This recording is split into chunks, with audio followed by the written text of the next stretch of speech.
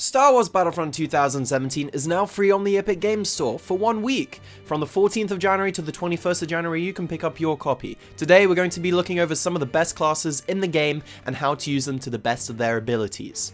In this video, we are going to be looking over some of the best star cards for all of the classes, as well as 2 of the best blasters for each of the classes too. I know that a lot of you guys are really eager to get your maxes as soon as possible, so hopefully I can do my best to help you. If you guys wouldn't mind dropping me a follow over at my Twitch channel, which you can find the link in the description below, I would really appreciate it. I stream Star Wars content every single day at 2 PM Eastern Standard Time, and if you ever have any questions, you're more than welcome to ask me over at my channel. It's no lie that there are many game modes within Star Wars Battlefront 2, so you may be wondering what the best classes are to use when it comes to approaching this. Honestly, I would do my very best to show you guys what I think are the best blasters and the star cards to use based off my experience. I've been playing this game for the past 2 years and have been streaming on Twitch for the past year also, so if you guys ever have any questions, feel more than free to leave them down in the comments below. So let's start on off with the Assault class. I personally think that the Assault class is more so of a fragger. You can get into enemy lines and rely purely off mechanical skill. I personally think that this class is hugely underrated since the abilities that come with the class are extremely OP, including the Vanguard and such cards that you can choose in the future.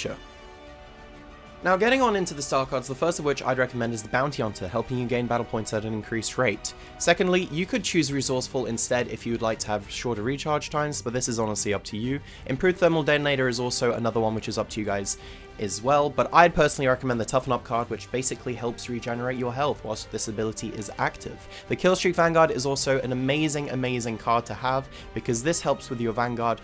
Every single time that you get a kill with it, a one-shot kill with it, it will refresh and it will allow you to get more so kills in the future. The first blaster that we're going to be looking at is the A280. The A280 is more of the short to a medium range weapon. I wouldn't recommend 50-15 snipers from a longer range with this gun. The improved cooling cards and the improved range cards are amazing cards to use with this weapon. They're completely significant in having your maximum potential with this weapon. In order to unlock this weapon, you need to have 50 eliminations in any player-based game mode, and on top of that, the improved cooling is 75 kills with the weapon, and the improved range is 150 kills with the same weapon too. The CR2 is purely an up-close weapon. This class is great for indoor phases of maps such as Death Star and Naboo. This class will probably have a little bit more custom when it comes to the new players of the game. It is more so used for relying off tracking a little bit more than the A280 is. It's 200 kills to unlock the weapon, and the reduced recoil is only 25 kills to unlock as an attachment too. I personally recommend not using this gun on every single map since it doesn't really work that well from a medium range. If you are more so used to tracking with a weapon, I think that the CR2 is really great, and it will definitely help you with your sensitivity and getting a grasp of what the game is really about. The next class we're going to be looking at is the Heavy class. The Heavy class helps officer mostly for objective. It is a class that relies on teammates to hold vital points throughout the games and also is amazing for securing and completing objectives. It's definitely the most broken out of most classes and also one of the most used. The Sentry and the Personalized Shields are the 2 combat modes that work best with the Heavy when strategizing these game modes. When it comes to the star cards of the Heavy, the first one which is best is Survivalist, which helps with the health regeneration of your character. Second of which is the Improved Combat Shield, which helps with the quicker recharge and the health of the shield. And thirdly is the Supercharged Sentry, which is probably best when it comes to most people being in an outdoor scenario, although the Explosive Sentry is great for indoor combat situations. The Heavy is by far one of the most broken classes throughout the game of Star Wars Battlefront 2. I definitely recommend giving it a go. It's not a class that works best for everyone. It's also not one which is best for being more aggressive. It's definitely more of a team player mode, and based upon that, it's purely up to your assumption for how much you like this class. The T-21 is the most broken gun in the game, with the ability to one-burst both infantry as well as enforcers like Death Troopers. It is 50 kills to unlock in only co-op mode. Improved handling is 75 kills with the weapon, and the burst mode configuration is 150 kills to unlock. This gun is extremely widely known as being extremely toxic, but both effective when used in proper manners. The TL-50 is a close range weapon, more so for camping objective than pushing and reclaiming spots. The improved cooling with the TL-50 is 25 kills to unlock, and the reduced spread with the weapon is 75 kills to unlock also. This is a great gun. It's not as good as the T-21 in my personal opinion, but it's also a very good balanced weapon. The next class that we're going to be looking at is the Officer class. The Officer class is purely both objective based and also buffs your teammates to the best of abilities, recharging their weapons and giving them extra stamina. Using the correct star cards, this class is most used in the game mode for objective purposes.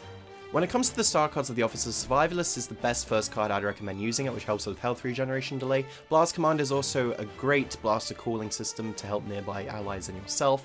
Improved Blast Deterrent is also awesome, but you can choose between that and the Disruption.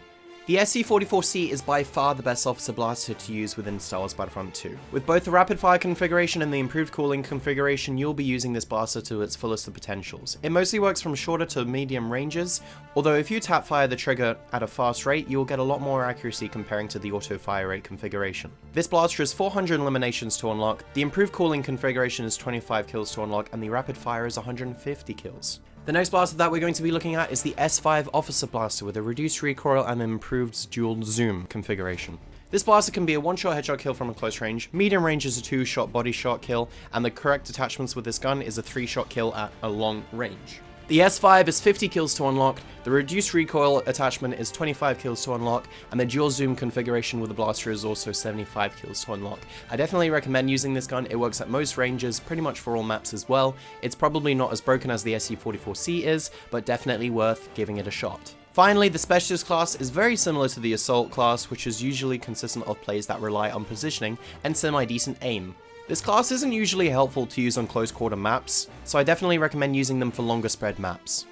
When it comes to the star cards, the Marksman is the best first card to use, which recharges your weapon every single time you get a headshot. The personal shield is amazing when it comes to different scenarios, both on close quarter maps and on widespread maps. You can use this both for the offensive strategy and as well as the defensive. The improved thermal binoculars are completely optional between choosing that between the personal shield, although Hardened Infiltration is by far one of the best star cards when it comes to using this class.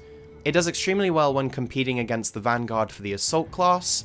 I'll definitely recommend using this card because it will help you in up-close situations that the sniper may not be able to help you in. The NT242 is one of the best weapons in the game with a one-shot headshot kill. With the correct cards, you can go off on a headshot spree on larger maps.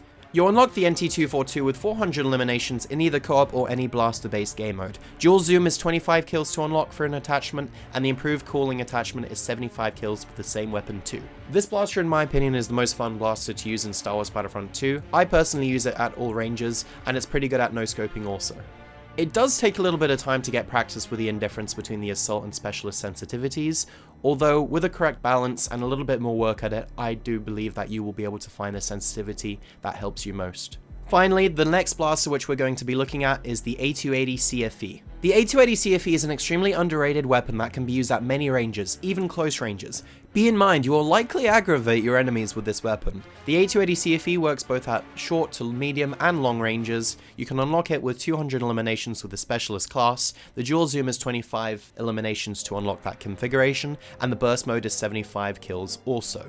I personally would more so use the NT242 because it's a lot more skill based and it's a lot more satisfying to get a one-shot headshot kill. So after covering both the Assault, Heavy, Officer and Specialist classes, I hope you've learned something new when it comes to the best setups for these classes. These are classes that I've been using over the past course of couple years, and I definitely recommend to use them since they are extremely effective in getting you in high consistent places on the Battle Point leaderboard. If you have any questions or comments, feel more than free to leave them down in the comments in the description below. I'd be more than happy to see on through them and answer just as many as possible. Thank you guys so much for watching the video. This won't be the last one that we'll be doing. There are going to be many more on the way within the weeks to come, so definitely keep an eye on that. Regardless, I hope you all have an amazing day and may the Force be with you always.